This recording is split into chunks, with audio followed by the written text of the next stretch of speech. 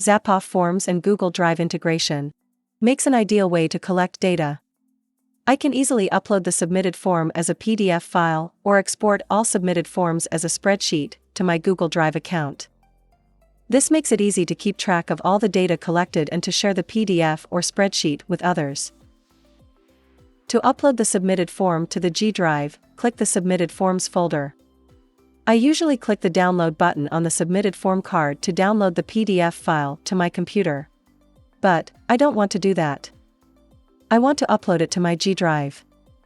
So, I click the More Actions button and choose Upload to G Drive menu.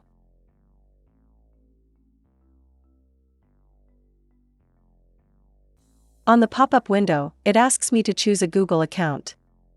I use this browser to sign into my Google account, so I just need to choose the account for the Google Drive.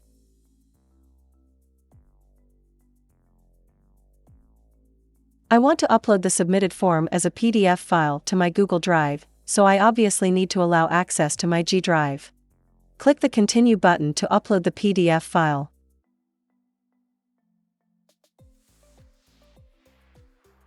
The upload is done. Let's check my Google Drive.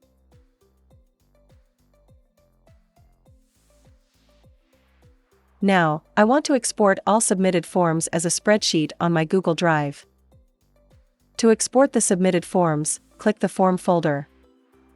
The Excel icon is to export the submitted forms and download it as an Excel file to my computer.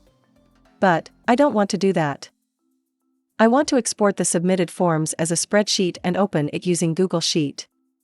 To do this, click the More Actions button and choose Export Excel to G Drive menu. My Zapof subscription plan allows for multiple Google Drive accounts. I have given the access to one of my Google accounts a moment ago.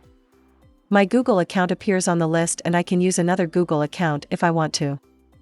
If your Zapof subscription plan has a single Google Drive account, you won't see the list.